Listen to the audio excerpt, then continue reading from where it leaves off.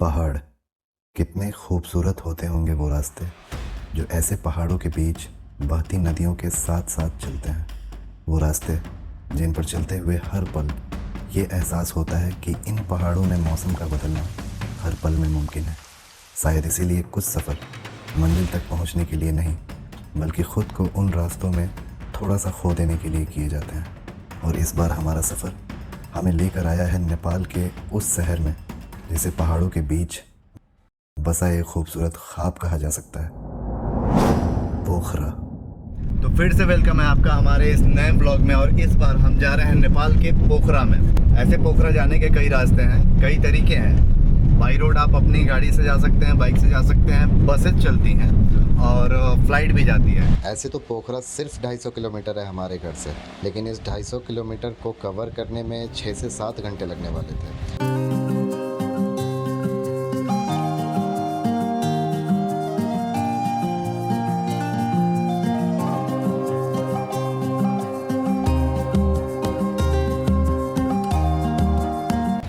खड़े होकर मैं चाय पीते पीते ये सोच रहा था कि ये नदियाँ शुरू कहाँ से होती होंगी। चाय वाले भैया ने बताया कि इन नदियों में पानी वाटरफॉल से आता है जो पहाड़ों से होते हैं, और उनमें से एक खूबसूरत वाटरफॉल तो यही नज़दीक में ही। अभी पोखरा वाले रास्ते में बीच में एक ऐसी जगह पड़ती है जहाँ बहुत ही सुंदर वाटरफॉल और उसकी एक प्रॉपर जगह बनाई हुई है उस वाटरफॉल की जगह घूमने की। यहाँ उसकी टिकट लगती है इंडियन के लिए पर हेड 100 रुपये लगते हैं, नेपाली लोगों के लिए एंट्री फ्री है। तो फटाफट से अपनी गाड़ी से जाते हैं हम उस स्पॉट पे, वाटरफॉल वाली जगह पे। तो गाइस काफ़ी ही ऊंची चढ़ाई और हमारी गाड़ी रास्ते में ही रुक गई थी, तो वहीं हमने पार्क कर दिया और हम पैदल यहाँ तक पहाड़ पे चढ़े हैं। अंदर से काफ़ी ही पसीना और गर्मी हो चुका है, इसलिए मैंने ये ले लिया है, शायद हमें नहाना भी पड़े। तो यहाँ एक ऐसा गेट आएगा, इस गेट से एक अच्छी सीढ़ी बनी हुई है झरने के पास जाने के लिए। तो इस गेट से होकर हम सीढ़ी से होकर झरना जाएंगे। पोखरा जाने के रास्ते में ये वाटरफॉल का जो एरिया है वो नारायण घाट से 40 किलोमीटर बाद और मुगलिंग से 20 किलोमीटर पहले आता है। इन पहाड़ों के बीच जंगली पेड़ों के साथ साथ हम जा रहे हैं एक खूबसूरत से वाटरफॉल में, कैमरामैन रिजवान के साथ। तो यहाँ से फिर सीढ़ी चढ़ना है। अभी ये भी काफ़ी ऊंचा सीढ़ी है गाइस। अभी हमने काफ़ी सीढ़ियाँ चढ़ ली हैं और अब वो वाटरफॉल दिखने वाला है जो कई जगह से फॉल हो रहा है और ये काफ़ी खूबसूरत है। आप देखो, एक फॉल ऊपर से हो रहा है, मेरे पीछे आपको दिख पा रहा होगा। एक फॉल उसके नीचे है और फिर से दूसरा उसके नीचे है, और ऐसे ऐसे फॉल होते होते ये वाटरफॉल का पानी जाके नीचे नदी में मिल जाएगी। तो दूर से काफ़ी सुंदर दिख रहा है। अरे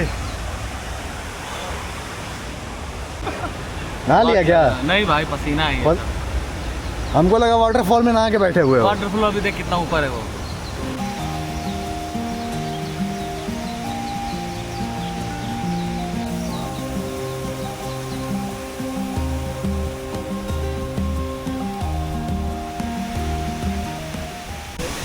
रास्ता काफ़ी ऊंचा है, लेकिन मैं जैसे जैसे इस वाटरफॉल के करीब आते जा रहा हूँ वैसे वैसे इसके उड़ते फव्वारे मेरे चेहरे पे पड़ रहे हैं और मेरी गर्मी से जो ऐसी हालत है उसको काफ़ी सुकून मिल रहा है।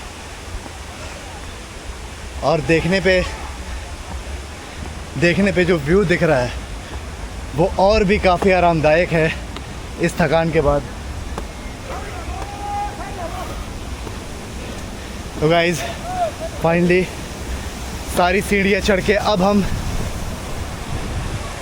उस अल्टीमेट वाटरफॉल पे पहुंच चुके हैं जिसके लिए हम इतनी मेहनत की ऊपर चढ़ने की। आप देखो,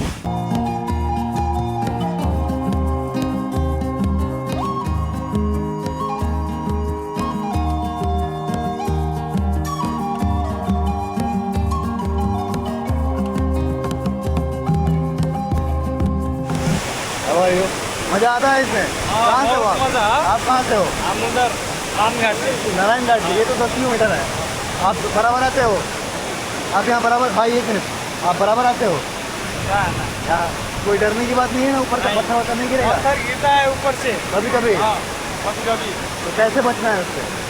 उधर मत जाओ। अच्छा आगे नहीं जाऊँ, ठीक है ठीक है। एक्साइटमेंट और खुशी तो बहुत थी इस वाटरफॉल में नहाने का, आने का, लेकिन हरकतें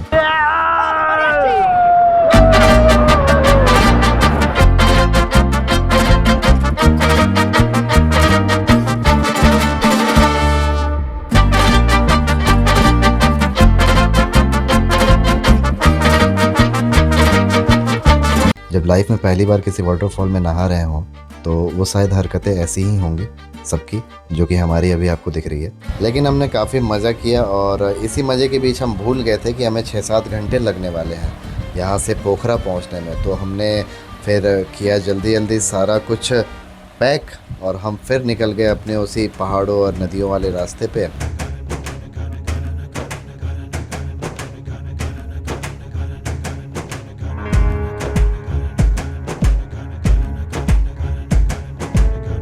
इतने दूर के सफ़र और इतना एंजॉय करने के बाद अब हमें भूख लग रही थी। पोखरा से जस्ट 40 किलोमीटर पहले मुगलिंग जिस जगह का नाम है, वहाँ हम रुकते हैं कुछ खाने को।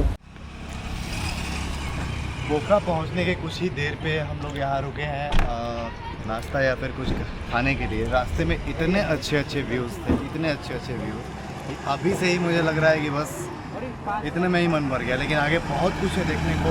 और अभी मुझे एक ऐसी गाड़ी दिख रही है यहाँ पे, आप मैं दिखाता हूँ उसको पास में जाके।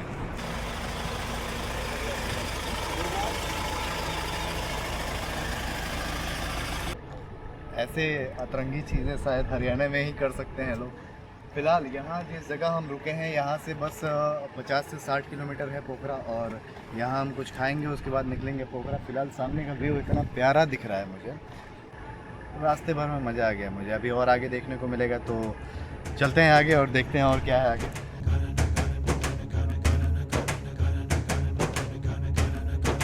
इस वाले पुल को क्रॉस करने के बाद हम मुगलिंग से अब निकल गए थे पोखरा की तरफ। अब वैसे पहाड़ तो नहीं मिल रहे थे, लेकिन मौसम बिल्कुल वैसा ही मिल रहा था जैसे कहीं धूप कहीं बादल कहीं बारिश। और आखिरकार हमें पहुंचते पहुंचते रात हो ही गई। तो पोखरा में एंट्री लेने के बाद ये सबसे पहला चौक आएगा। ये वाला जो चौक आप देख रहे हो ये मेन चौक है, और इस चौक के जस्ट ऊपर सिटिंग एरिया भी बना रखा था। और बस इससे आगे जैसे जैसे हम निकलते जा रहे थे वैसे काफ़ी सारे होटल्स और रेस्टोरेंट, ज़्यादातर यहाँ होटल एंड रेस्टोरेंट अभी तक दिख रहे थे हमें।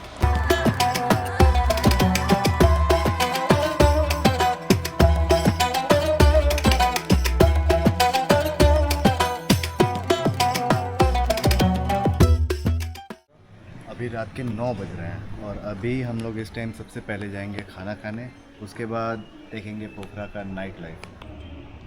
हल्की हल्की बारिश, 1 सेकंड पे 3 बूंद जो चेहरे पे पड़ती है बारिश, वैसी बारिश हो रही है। और ऐसी ही बारिश मुझे चाहिए होती है घूमने के लिए।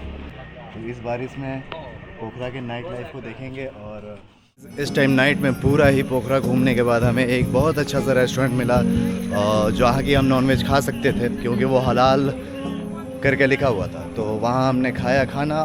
फेवा लेक के जस्ट शुरुआत में ही आपको सबसे फेमस स्ट्रीट मिल जाएगी। इस साइड लेक है और इससे उस साइड में एक स्ट्रीट है जहाँ मार्केटिंग है, बहुत सारी चीज़ें हैं, बार्स हैं, लाइव बार्स हैं, डांस बार्स हैं, सारे उस रूट में है, उस रोड में है। तो फेवा लेक के साइड से कैटवॉक में एंट्री ले रहे हैं और स्ट्रीट नंबर 21 पे हम एग्ज़िट लेंगे और स्ट्रीट नंबर 21 पे एंट्री लेंगे कैटवॉक से एग्ज़िट लेंगे। तो ये है कुछ कैटवॉक का ऐसा वाइब है।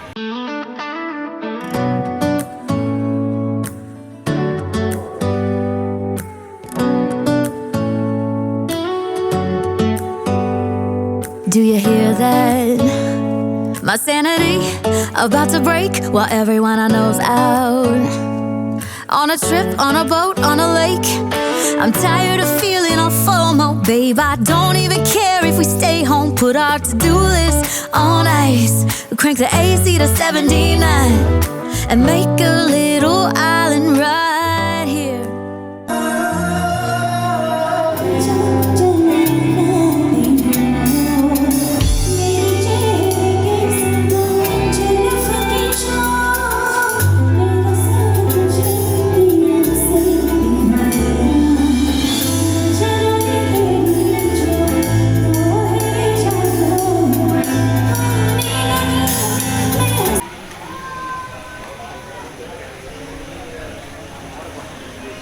Happy birthday. यहाँ आप बर्थडे सेलिब्रेट कर सकते हैं, काफ़ी कुछ कर सकते हैं यहाँ पे, किसी भी तरह की ओकेज़न है। काफ़ी चीज़ें हैं, काफ़ी तरह के बैठने के अलग अलग बाइक्स वाले डेकोरेटेड एरिया हैं। अंदर बार एरिया है, बाहर रेस्टोरेंट एरिया है, ओपन एयर रेस्टोरेंट है, बगल में लेक है। काफ़ी खूबसूरत है कैट वॉक का ये रेस्टोरेंट, और कैट वॉक का क्लब भी है जो कि इसके जस्ट बाजू में है। तो अभी हम वहाँ जाएंगे, क्लब के अंदर नहीं जाएंगे क्योंकि हम क्लबिंग करने वाले बंदे नहीं हैं। तो ओके, एंजॉय।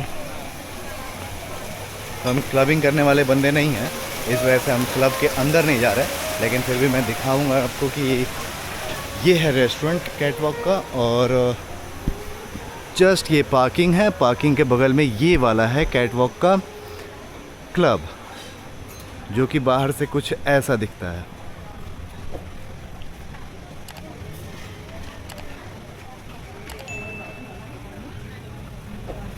तो ये है पोखरा का सबसे famous club, cat walk club.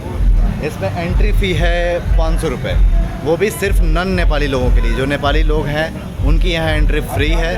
तो हमारे जाने का मतलब बनता नहीं है, 500 रुपये हम तो नहीं देने वाले, सिर्फ अंदर जाके और ब्लॉग करने के लिए।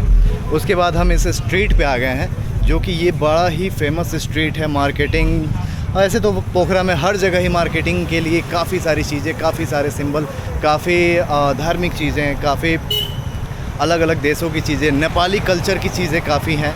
कहीं भी आप जाओगे पोखरा में वहाँ आपको मिलेगा, लेकिन इस स्ट्रीट पे यहाँ ख़ास जगह है, ये ख़ास है ये स्ट्रीट। तो अभी हम घूमेंगे इस पूरे स्ट्रीट को, लगभग 4 किलोमीटर स्ट्रीट ये लंबा है। देखेंगे वहाँ की चीज़ें।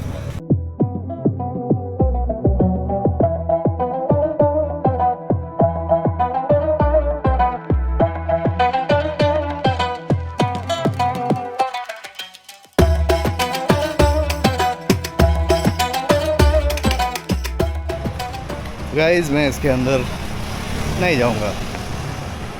ये इंस्पायर्ड है, ये असल में इसका नाम है कालसंग। इस रेस्टोरेंट का नाम है कालसंग, और ये काफ़ी ही अच्छा डेकोरेटेड है। एक रेड लाइट से परफेक्ट रेस्टोरेंट कहेंगे इसको। फिर इस स्ट्रीट में हम आगे बढ़ेंगे तो देखेंगे काफ़ी खूबसूरत पेड़ों के बीच में एक शॉप बना हुआ है, जो कि अट्रैक्ट कर रहा है लोगों को, लेकिन कोई लोग जा नहीं रहे हैं क्योंकि पेड़ों की वजह से दिख ही नहीं रहा है। जैसे जैसे हम आगे बढ़ते जा रहे हैं वैसे वैसे यहाँ की लाइटनिंग बढ़ती जा रही है, और यहाँ के मार्केट भी काफ़ी बड़े। और ये भाई साहब काफ़ी खूबसूरत ये स्ट्रीट है। ये स्ट्रीट अम्ब्रेला स्ट्रीट है। इसी से होके हम फेवा लेक के मेन एंट्रेंस पे जाएंगे, लेकिन पहले हम ये स्ट्रीट कंप्लीट करेंगे, फिर वापस आएंगे तो फिर हम इस स्ट्रीट में जाएंगे फेवा लेक के पास।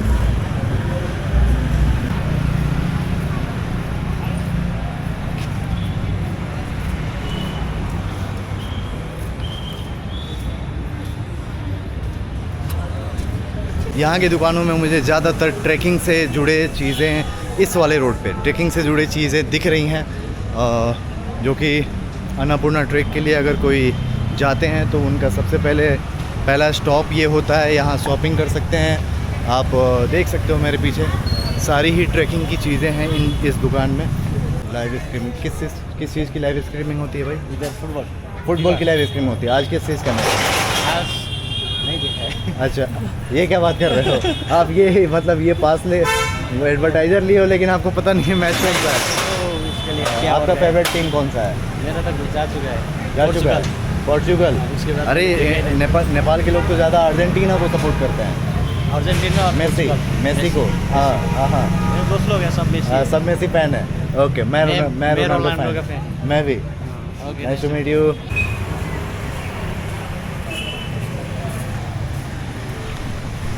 फ़ोटो की दुकान। ये है Punjabi restaurant, pure vegetarian. Just मेरे पीछे पंजाबी रेस्टोरेंट इन नेपाल। आप लोग पंजाबी खाने जा रहे हो? बढ़िया बढ़िया, एंजॉय योर मील।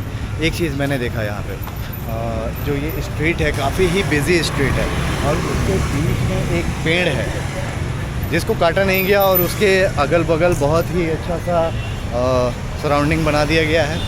ये देखिए एक और पेड़ हमें दिख गया रोड के बीच में, जिसको भी नहीं काटा गया है। नाम है इसका मंगल चौतारा। इसको चौतारा बनाया गया है। यहाँ सिटिंग के लिए भी जगह बना दी गई है पेड़ के नीचे। आप देख सकते हैं मेरे पीछे जस्ट, काफ़ी इंटरेस्टिंग है ये।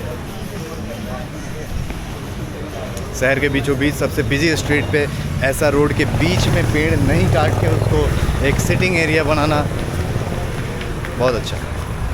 इसी स्ट्रीट पे दोस्तों आगे बढ़ते हुए और हमें एक और पेड़ मिल गया जो रोड के साइड में है, बीच में नहीं है। एक बार है जहाँ से गाने की आवाज़ आ रही है और वो भी तुम ही हो मेरी ज़िंदगी, तुम ही हो। काफ़ी सारे दुकानें बंद भी हैं जिस पे कुछ आर्ट्स बने हुए हैं।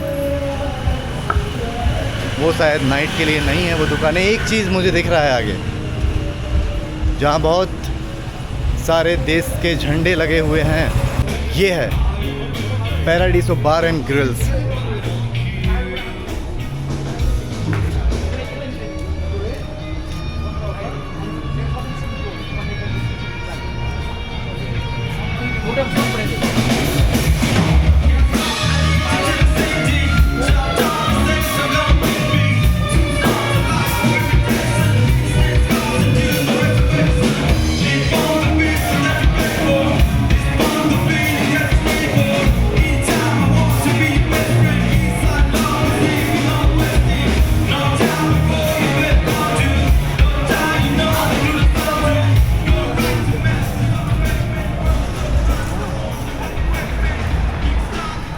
लाइव सिंगिंग हो रही थी। एक वहाँ आर्टिस्ट थे जो सिंग कर रहे थे और काफ़ी ही अच्छा सिंग कर रहे थे।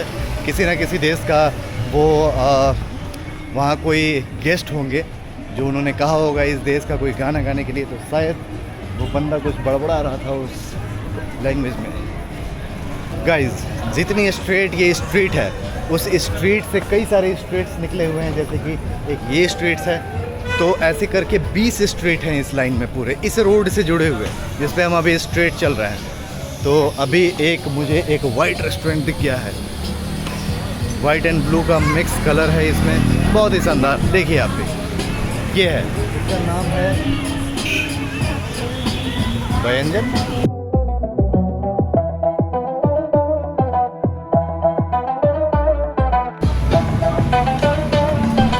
काफ़ी इंटरेस्टिंग ये वाइट और ब्लू एक अट्रैक्शन है। हर जगह कोशिश की जा रही है अट्रैक्ट करने की टूरिस्ट लोगों को, जिस तरह से भी की जा सके। कोई जंगल बना दे रहा है, कोई वाइट, कोई ब्लैक, कोई रेड, जैसा कि हमने देखा है अभी तक इस स्ट्रीट में। तो इसी स्ट्रीट में आगे चलते हैं और देखते हैं कि और कैसा कैसा यहाँ अट्रैक्शन के लिए रेस्टोरेंट एंड बार्स हैं। ज़्यादातर यहाँ पे रेस्टोरेंट हैं, बार हैं, ट्रैकिंग की दुकानें हैं, हैंडमेड चीज़ों की दुकान है और डांस बार है। जितने भी आपको दिख रहे हैं इस बिल्डिंग में, हर एक फ्लोर पे उनका अलग एक डिपार्टमेंट होगा। उसके बगल में ही ये सुंदर सा रेस्टोरेंट आपको देखने को मिलेगा, काफ़ी सुंदर।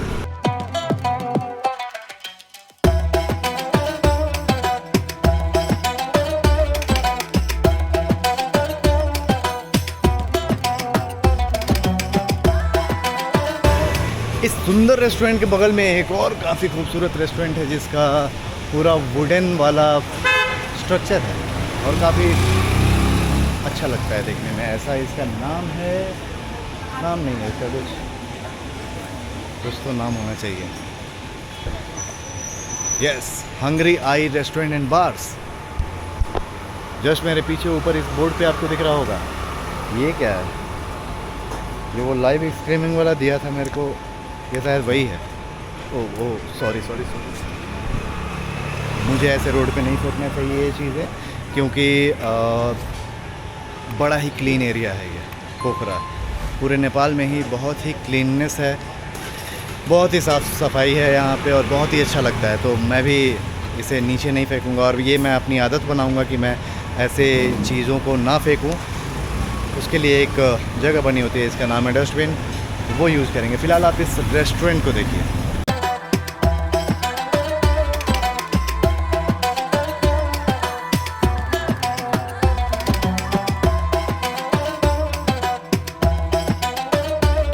काफ़ी खूबसूरत। मेरा मन है अंदर जाने का, लेकिन मैं उसी रेस्टोरेंट और जहाँ उसी जगह खाना खाता हूँ जहाँ बार ना हो, क्योंकि अच्छा नहीं लगता। हम लोग नॉन अल्कोहलिक लोग,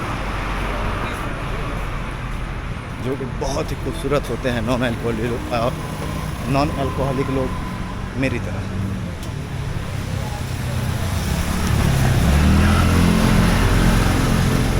तो गाइज़ यहाँ से ये स्ट्रीट अब बेंड हो रही है और यहाँ ये स्ट्रीट ख़त्म हो रही है, यहाँ ये मार्केट ख़त्म हो रहा है, यहाँ ये रेस्टोरेंट एंड बार्स का जितना भी बूफे था वो ख़त्म हो रहा है।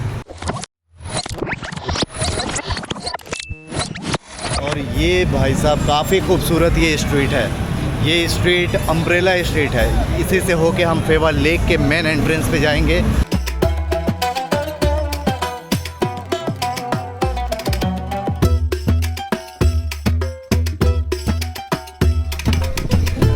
मार्केट से फेवा लेक, जो पोखरा का सबसे ही प्रसिद्ध जगह है। पोखरा में सबसे ज़्यादा लोग, सबसे ज़्यादा भीड़ इसी जगह पे होती है। तो रात के टाइम में कुछ ऐसा नज़ारा है यहाँ का, सिर्फ अभी ये स्ट्रीट का। अभी इस लेक पे क्या है कि काफ़ी सारे बार्स हैं, रेस्टोरेंट्स हैं, बोटिंग होती है जो कि सुबह में होती है, नाइट में नहीं होती। तो हम सुबह में भी आएंगे यहाँ पे बोटिंग करने और ये लेक पे देखने, यहाँ की भीड़ देखने, यहाँ का टूरिज़्म देखने।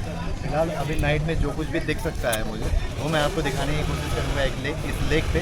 तो अभी इस लेक से बहुत ही अच्छी हवा चल रही है, जो कि पूरे पोखरा में नहीं है, ऐसी हवा नहीं चल रही। तो चलते हैं इन हवाओं को थोड़ा और नज़दीक से, थोड़ा और करीब से फील करते हैं और इस फेवा लेक का थोड़ा सा एक्सप्लोर करते हैं इस फेवा लेक को। तो फेवा लेक मेन जो एंट्रेंस है, इसका एंट्री करते ही आपको यहाँ बहुत सारे बोट नज़र आएंगे और ये एक पाथ है जो कि लेक के थोड़ा अंदर तक जाता है। वहाँ सेंटर नहीं कहेंगे उसको, लेक के थोड़ा अंदर तक जाके वहाँ एक सिटिंग एरिया है। इस वाले पॉइंट पे आके मुझे इस लेक के साथ जो पहाड़ हैं और जो ये पोखरा सिटी है उसका काफ़ी हिस्सा मुझे दिख सकता है यहाँ से। और मैं देख पा रहा हूँ कि काफ़ी ही ब्राइट सिटी है ये। अभी तक रात के 10 बज रहे हैं और सारी चीज़ें यहाँ अभी भी अवेलेबल हैं, सारी चीज़ें अभी भी ओपन है। रेस्टोरेंट है बाहर, ये लेक का किनारे एक पाथ बना हुआ है जो कि वहाँ सारे रेस्टोरेंट एंड बार्स हैं जो कि अभी भी ओपन है, आप यहाँ से देख सकते हो। और इस साइड में जो पहाड़ ऊपर है वहाँ भी कुछ लाइटें जल रही हैं, वहाँ भी रेस्टोरेंट्स हैं, बार्स हैं, तो वहाँ हम इसके बाद जाएंगे।